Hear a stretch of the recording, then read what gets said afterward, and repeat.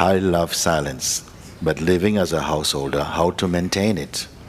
Would it be considered as a lack of affection and disregarding your duty if you are silent?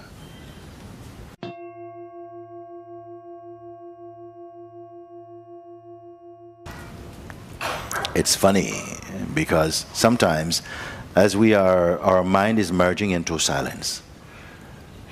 And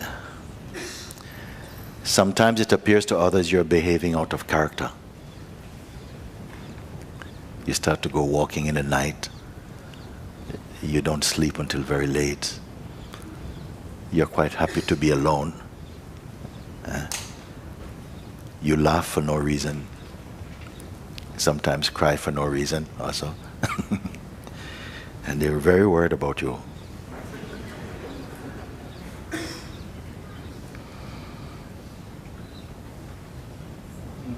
So sometimes it's very good to have your own room. There's a silence which we actively express as sitting alone and taking the phone off, closing computer, lighting some incense, maybe sit quietly a certain way or something. And we say we're going to talk and not even going to think. Some people can decide, I don't think, and they don't think. And there's a silence which is discovered. It's not anybody's doing. Nobody's doing this silence. It's simply the silence of being. And it is just there.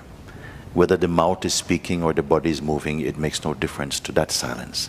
And that is the true silence. Sometimes when we have a physical silence, the silence which we determine to share is an aid to keep off distractions for a moment so your attention can just settle down into the natural silence. And in that natural silence, all divisions end. There isn't any more I and silence. They are one. Even further than that, sometimes I also is gone. When the I is gone, then also the name of silence is gone. So I say silence beyond even the concept of silence. And that silence is here also, here now. It is in the core of our own being. There's no physical distance to that core. It's not a question of measurement in that way. But it seems as though this silence is eclipsed by a fascination for our identity as individuals. Some attention also is coming out of that silence, out of that space of being, and it is monitoring the manifest world and the manifest identity. And so the silence, the inherent silence of being, is overshadowed by that. Silence does not come or go. It's the attention that goes out to touch what is not silent. In fact, it's not correct what I've just said, because everything is silence. Initially, when we begin somehow, when you're pulled inwardly into the journey within, the journey of self-discovery, the journey home, if you want to call it a journey. I call it a journey from here to here. Don't pay too much attention to the reactions of people around you, because initially it can be not encouraging. They will tell you, oh, you're behaving a bit strange these days. What's happened to you? They may even say, you look depressed. So don't drink these kind of comments into yourself. In fact, sometimes it's sometimes our own secret doubts that manifest in the form of those voices, so that you might hear them.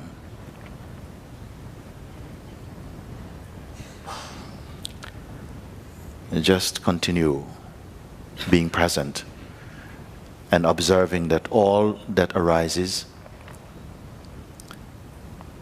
on this side of the eyes and on this side of the eyes, everything is like a cloud, everything is moving. Nothing is permanent. You are the witness of it. And don't hold on to any self-image about who you are. Because all images, they are from the past.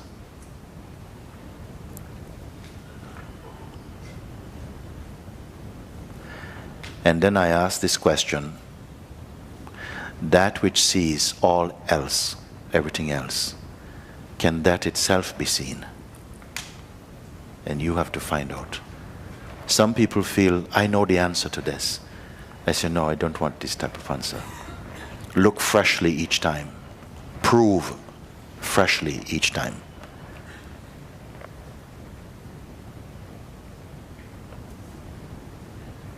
You are even the perceiver of perceiving.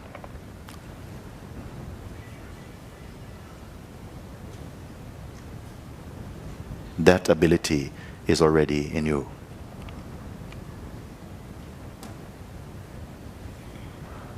Who could you be?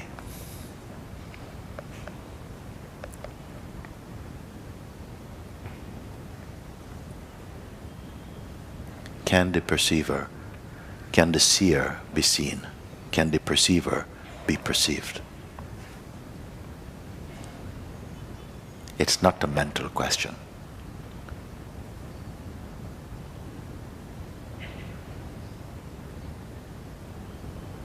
If this question fascinates or inspires or resonates, follow it. Don't get into clever Advaita discussions like who is to do it and all of this nonsense. Do it. Let the attention turn around, away from objects. And there are objects on this side, and there are objects here, objects of emotion and thought and memory. Also, all of these are in front of that. Can that itself be seen? Find out. I don't want an answer from anybody. Because when you find out, something will change in you. If you let someone else, whoever it might be, cause you to abandon your own inner search for truth, that is a very sad thing. Because